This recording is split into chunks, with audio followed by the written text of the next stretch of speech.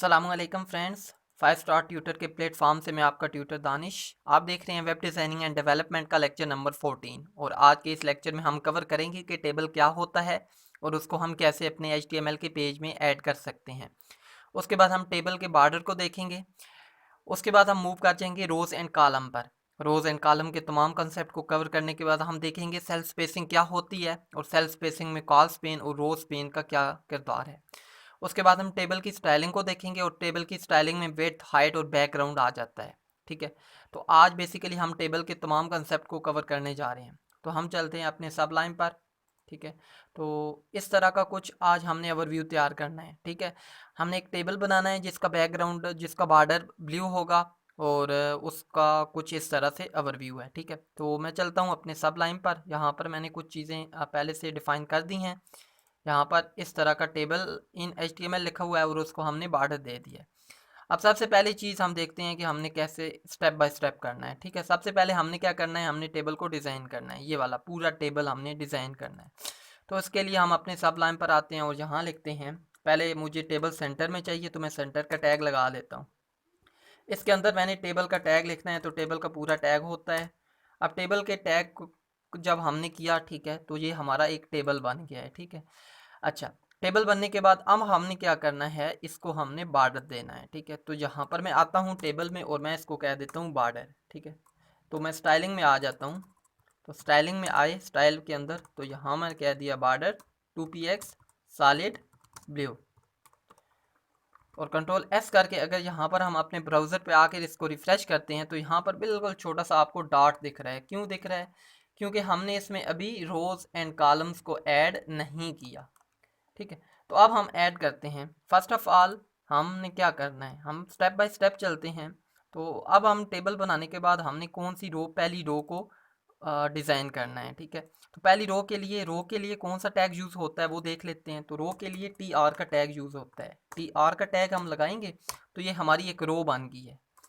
अब हमने रो डिज़ाइन कर लिया है। रो डिज़ाइन करने के बाद अब हमने अगली चीज़ करनी है, इसमें कॉलम ऐड करना है। तो देखें, पहले जो ये फर्स्ट है स्टेप, इसमें कितने कॉलम हैं, तो अगर आप गौर से देखें तो इसमें एक ही कॉलम है जो कि टाइम टेबल लिखा हुआ है। तो अब हम चलते हैं यहाँ पर और TR के अंदर हम कॉलम डिफाइन कर देते हैं। तो कॉलम के लिए क्या यूज़ होगा, TD का टैग। टेबल के लिए पूरा टेबल का टैग, रो के लिए TR का टैग एंड देन कॉलम के लिए TD का टैग। TD का टैग हमने लगा लिया। इसके अंदर क्या लिखना है, हमने टाइम टेबल। तो जल्दी से हमने टाइम टेबल लिख दिया।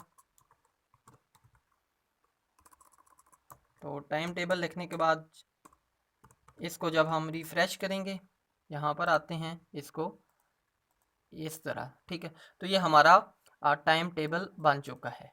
उसके बाद हम इसकी विड्थ को पहले हाइट का सेट कर लेते हैं। ठीक है, मैं यहाँ पर इसको विड्थ कह देता हूँ 500px। कंट्रोल एस करके सेव करता हूँ। तो जैसे आप लिखते हैं ना उसमें, तो इसकी जो विड्थ है ना वो मैं इसके अंदर दूंगा।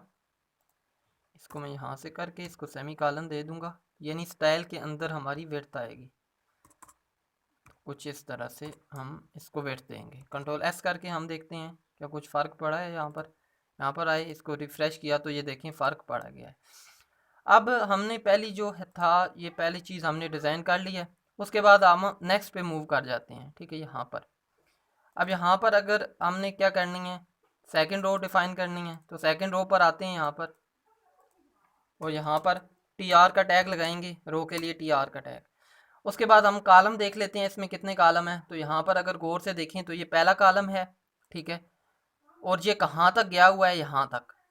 ठीक है, इसमें कौन सा टैक्स है, हावर का। देखिए पहला ही जो कॉलम है इसी का ये यहाँ पर मूव हुआ है। तो यहाँ पर एक कॉलम हो गया है। उसके बाद हमारे पास दूसरा कॉलम, तीसरा, चौथा, पाँचवा और छठा, 6 कॉलम है हमारे पास। तो यहाँ पर मैं क्या करता हूँ, हम 6 कॉलम को डिफाइन कर लेते हैं TD और TD का टैग हम क्लोज कर लेते हैं। तो मैं यहाँ इसी को कॉपी करके 6 बार पेस्ट कर देता हूँ, 2, 3, 4 एंड 5। तो पहले में देख लेते हैं क्या है। अगर आप यहाँ पर इस पहले को देखें तो ये देखें इसमें हावर इसी में ऐड है, क्योंकि ये जहाँ से स्टार्ट हुआ है। तो जहाँ से स्टार्ट होता है वो टैक्स इसी के अंदर होता है। तो यहाँ पर मैं क्या लिख देता हूँ, हावर। उसके बाद मैं यहाँ पर लिखता हूँ मंडे यहाँ पर लिख लेता हूँ ट्यूसडे, यहाँ पर लिख लेता हूँ वेडनेसडे, और यहाँ पर लिख लेता हूँ मंडे ट्यूसडे वेडनेसडे थर्सडे, और आई थिंक एक और आएगा और यहाँ पर आ जाएगा फ्राइडे। कंट्रोल एस करके अगर यहाँ पर मैं आऊँ अपने ब्राउज़र पे आपको रिफ़्रेश करके दिखाऊं तो ये कुछ इस तरह से आ चुका है, बट इसका इनर आपको बॉर्डर नहीं नज़र आ रहा। तो यहाँ पर आप आएँ, इस स्टाइल के बाहर आप एक और बॉर्डर इसको दे दें, यानी बॉर्डर, और यहाँ पर मैं कह देता हूँ 2। कंट्रोल एस करके अगर यहाँ पर हम देखें तो ये देखें कुछ इस तरह का हमारे पास ये आ चुका है। अच्छा, अब अगली चीज़ ये देखें, ऊपर हमारा जो पहला सेल था वो जस्ट एक सेल में आ चुका है, बट इसको हमने यहाँ तक मूव करना था, वो हम बाद में देखते हैं। अब हम यहाँ पर आते हैं तो उसके बाद हम निचला यहाँ पर इसको देख लेते हैं। तो ये भी एक रो हमने डिज़ाइन करनी है और इसमें भी कितने कॉलम है, 1 2 3 4 5 6। तो यहाँ पर भी मैं क्या करता हूँ, यहाँ पर मैं आया, इसी को मैं कॉपी करता हूँ और नीचे मैं इसको पेस्ट कर देता हूँ, क्योंकि हमको बिल्कुल उतने ही कॉलम चाहिए थे और उतने ही एक ही रो चाहिए थे और उसमें हमको 6 कॉलम चाहिए थे।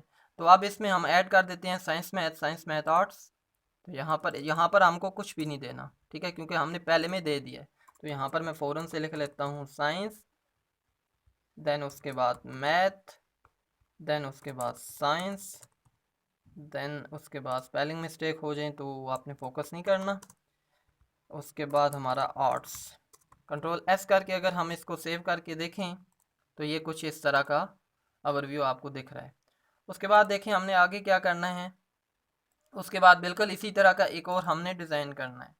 तो मैं इसी को अगेन कॉपी कर लेता हूँ, यहाँ से कंट्रोल सी करके कंट्रोल वी कर लिया। तो इसमें कोई भी चेंजिंग नहीं होगी, क्योंकि यहाँ पर देखें science arts math, science math arts बिल्कुल सेम है। अब उसके बाद यहाँ पर अगला अगर देखें यहाँ पर, तो यहाँ पर आपको 2 कॉलम नज़र आ रहे होंगे।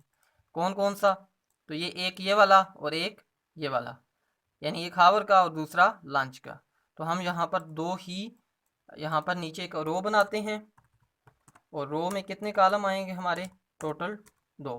तो पहला खाली होगा, यहाँ पर देखिए यहाँ पर भी खाली रखा हुआ है, क्योंकि इस पहले को हमने फर्स्ट वाले कॉलम में डिफाइन कर लिया था, जो हावर हमने लिख दिया था। तो यहाँ पर क्या आएगा, यहाँ पर आई थिंक लंच है, तो हम लंच लिख लेते हैं। कंट्रोल एस करते हैं, इसको अगेन कंट्रोल एस कर लेते हैं। ब्राउज़र पे आके इसको रिफ़्रेश किया तो कुछ इस तरह का ओवरव्यू है। यहाँ पर भी देखें आपको सेल एक में नज़र आ रहा है, बट इसको हम मूव करना है यहाँ पर। तो ये चीज़ हम सेल स्पेसिंग में देखेंगे, वो हम आखिर पे जाके देखते हैं। उसके बाद देखें अगेन हमको यहाँ पर कितने कॉलम, आगे एक रो चाहिए, 1 2 3 4 5 6। तो यहाँ पर भी हमको 6 कॉलम चाहिए। तो मैं इसी को यहाँ से कॉपी करता हूँ 6 वाले को, और नीचे आकर मैं इसको पेस्ट कर देता हूँ, ये रो वाला और ये कॉलम के लिए। और यहाँ पर भी पहला खाली यहाँ पर, और यहाँ पर आर्ट्स की जगह यहाँ पर आ जाएगा प्रोजेक्ट। और ये प्रोजेक्ट क्या हुआ, यहाँ पर देखें प्रोजेक्ट क्या हो रहा है, सॉरी यहाँ पर प्रोजेक्ट मूव हो रहा है अगले में। तो यहाँ पर भी हम कर लेते हैं, इसमें भी उतने ही आएंगे, बट जो लास्ट है ये खाली रहेगा, क्योंकि प्रोजेक्ट में हमने इसको क्लियर कर दिया है। तो इसको यहाँ से मैं करता हूँ कॉपी और नीचे आके इसको पेस्ट कर देता हूँ, और नीचे प्रोजेक्ट वाला इसको ख़त्म कर देता हूँ। कंट्रोल एस करते हैं, यहाँ पर इसको मैं अगर रिफ़्रेश करूँ तो ये देखें कुछ इस तरह का ओवरव्यू लग रहा है। अब हम देखते हैं सेल स्पेसिंग क्या होती है। देखो हमने टाइम टेबल को ना मूव करना है यहाँ तक, 1 2 3 4 5, ठीक है। तो 1 कॉलम 2 3 4 5 6, तो कॉलम्स की शक्ल में हमने इसको मूव करना है, ठीक है। तो हम कॉल स्पेन यूज़ करेंगे। अब कितने हमने कॉलम्स आगे मूव करना है, तो 1 2 3 4 5 6। तो यहाँ पर मैं लिख देता हूँ किस में, जो टाइम टेबल का था यहाँ पर, इसको मैं यहाँ पर लिख देता हूँ कॉल्स स्पेन। तो कितनी बार हमने कितने आगे कॉल करना है, 6 बार। तो कंट्रोल एस करते हैं और यहाँ पर आके देखते हैं तो ये कुछ इस तरह का लग रहा है। अच्छा, अब हमने इस हावर को मूव करना है, और अब इसको हमने रो वाइज मूव करना है, यानी 1 2 3 4 5 6, इसको भी 6 बार करना है। तो मैं अब देखें ये कॉलम हमें नहीं चाहिए, क्योंकि ये वाला सेल, ये वाला सेल, ये वाला और ये वाला, ये चीज़ हमें नहीं चाहिए। क्यों नहीं चाहिए, क्योंकि इसकी जगह ये हावर मूव कर जाएगा यहाँ तक। तो मैं जल्दी से ना जो पहले थे सबके ना वो काट देता हूँ, जो पहला कॉलम था सबका हावर के बाद ये हावर रहेगा, और उसके बाद ये भी मैं डिलीट कर देता हूँ यहाँ से, क्योंकि इसकी जगह हावर ने मूव करना है। यानी जो यहाँ पर इसको भी मूव कर देते हैं, इसको भी रिमूव कर देते हैं, नीचे आकर इसको भी रिमूव कर देते हैं। अब यहाँ पर हावर पर आते हैं और यहाँ पर मैं कर देता हूँ रो स्पेन, और कितनी बार हमने करना है 6 बार। तो कंट्रोल एस करता हूँ और यहाँ पर आकर अगर इसको रिफ्रेश करूँ तो ये देखें, तो ये हमारा गुड हो गया है। अब हमने लंच को करना है मूव, ठीक है। लंच को हमने कौन सा स्पेन देना है, हमने कॉल स्पेन। तो 1 2 3 4 5 बार मूव करना है। तो यहाँ पर मैं कहाँ पर आता हूँ, लंच पर। तो लंच पर, तो यहाँ पर आकर मैं मूव कर देता हूँ कॉल स्पेन, और कितनी बार मूव करना है, 5 बार। कंट्रोल एस करते हैं और यहाँ पर आके देख लेते हैं, तो कुछ एक्सीलेंट। उसके बाद हमने प्रोजेक्ट को मूव करना है, कितनी बार करना है, 2 बार। एक ये प्रोजेक्ट वाला रो और एक नीचे वाला रो। तो यहाँ पर मैं प्रोजेक्ट पर आता हूँ। इसको अब देखें, प्रोजेक्ट के जो निचले वाला सेल है, यहाँ पर अगर मैं दिखाऊं तो ये वाला जो सेल है, ये वाला सेल हमको ये रिमूव कर देना है, ठीक है। तो मैं आपको ब्राउज़र पर भी दिखा देता हूँ। ये वाला सेल जो लास्ट पे है, इसको हमने क्या करना है, रिमूव कर देना है। तो मैं यहाँ पर आता हूँ और इस सेल को ख़त्म कर देता हूँ, और इस प्रोजेक्ट में यहाँ पर आकर इसको मैं क्या कर देता हूँ, रोज पेन, और कितनी बार हमने मूव करना है, 2 बार। तो कंट्रोल एस करते हैं, यहाँ पर आके अगर इसको रिफ्रेश करें तो ये देखें एक्सीलेंट। अब हमने एक चीज़ गौर की हो, यहाँ पर ये टेबल यहाँ पर मिड में आ रहा है, ये हावर यहाँ पर आ रहा है, और ये लंच यहाँ पर आ रहा है, और ये बोल्ड भी हैं। तो आपको ना जो हेडिंग्स होती हैं, अगर यहाँ पर आपको देखें, ये मंडे, ये time table, hour, Monday, Tuesday, Wednesday, Thursday, Friday and lunch, ये चीज़ें क्या हैं, बोल्ड हैं, और ये सेंटर में हैं। तो इसके लिए आपको यहाँ जहाँ पर आप कॉलम डिफाइन करते हैं ना, टी डी, वहाँ पर आपने टी डी की जगह क्या करना है, टी एच कर देना है। तो मैं यहाँ पर आता हूँ, हावर की जगह इस पर मैं कंट्रोल दबाकर ये माउस पर डबल क्लिक कर रहा हूँ। तो एक बार ही मैं प्रेस करूँगा तो ये क्या होगा, टी एच हो जाएगा। कंट्रोल एस करता हूँ, यहाँ पर आके अगर आपको रिफ़्रेश करवाऊँ तो ये देखें मंडे, ट्यूसडे, वेडनेसडे। अब हमने टाइम टेबल को भी करना है, तो हम टाइम टेबल को भी कर लेते हैं।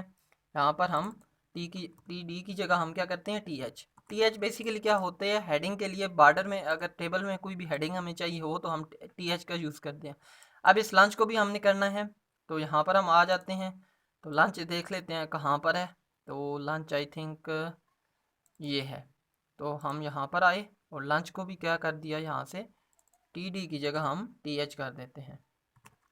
कंट्रोल एस करते हैं, तो यहाँ पर आकर देखते हैं, इसको रिफ़्रेश कर देते हैं। तो एक्सीलेंट, गुड।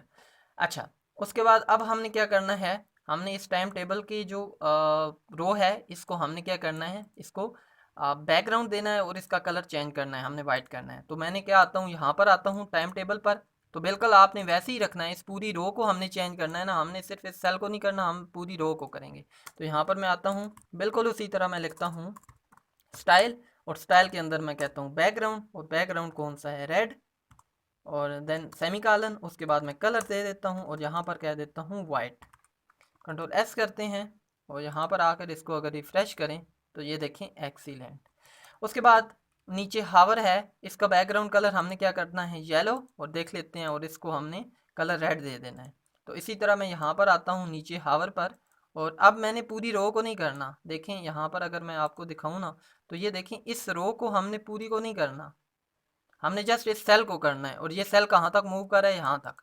तो इस सेल के लिए मैं इस सेल में आता हूँ, ये देखें रो में नहीं हमने करना, हम इस सेल में आए यहाँ पर। तो मैं इसको स्टाइल दिया और मैं कह दिया बैकग्राउंड, और बैकग्राउंड कौन सा है, येलो, देन सेमीकॉलन। उसके बाद इसको कलर मैं दे देता हूँ, और कलर में कौन सा, रेड। कंट्रोल एस करते हैं, यहाँ पर आकर अगर इसको रिफ़्रेश करें तो एक्सीलेंट। तो अब हमारा जो टेबल है वो बिल्कुल इसी तरह का लग रहा है, इसमें कोई भी ऐसी चीज़ नहीं है जो हमने मिस की है। अच्छा, अब ये चीज़ हमने इसका जो कलर है वो हमने चेंज करना है, ये इस रो का, ठीक है। तो यहाँ पर इस रो का हमने चेंज करना है। तो बेसिकली यहाँ पर हम इस पूरी रो को जब चेंज करेंगे ना, तो ये चेंज नहीं होगा, ये वाला चेंज नहीं होगा, क्योंकि जो प्रायोरिटी होती है वो ज़्यादा होती है कॉलम की। क्योंकि मैंने रो के अंदर इस रो को पूरी को मैं चेंज करूँगा ना, जब कलर दूंगा, तो जस्ट इन तीनों का चेंज होगा, क्योंकि इसकी अपना कलर और बैकग्राउंड है।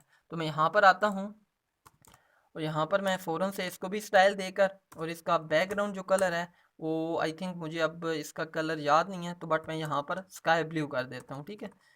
तो इसके पीछे कोई कोड लगा हुआ है जो मुझे याद नहीं है अब। तो यहाँ पर इसको रिफ्रेश करते हैं तो ये देखें एक्सीलेंट। तो कुछ इस तरह टेबल आप डिज़ाइन कर सकते हैं। इस लेक्चर में हमने देखा कि टेबल को हम कैसे डिज़ाइन करते हैं, बॉर्डर कैसे देते हैं, उसके बाद हमने किसी भी सेल को अगर बैकग्राउंड देना हो, कलर देना हो तो वो कैसे हम देते हैं। इसके बाद हमने सेल स्पेसिंग के कंसेप्ट को कवर किया कि सेल स्पेसिंग क्या होती है, रो स्पेन, कॉलम स्पेन। तो नेक्स्ट लेक्चर में देखते हैं कि हम मार्की क्या होती है और उसको कैसे हैंडल किया जाता है। तो मिलते हैं नेक्स्ट वीडियो में। अगर आपने मेरे चैनल को सब्सक्राइब नहीं किया तो सब्सक्राइब कर दें और साथ में बेल का आइकन आ रहा होगा, उस पर क्लिक कर दें। अल्लाह हाफिज़।